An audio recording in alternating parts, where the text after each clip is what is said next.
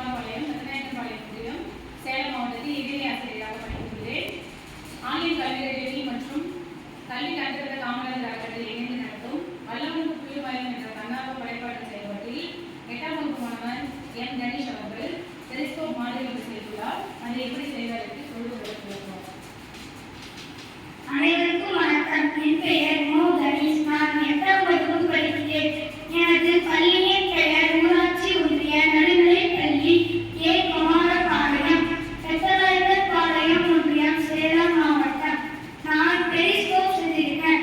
இதற்கு தேவையான பொருள் அட்டை பெட்டி, முகம் பார்க்கும் கண்ணாடி.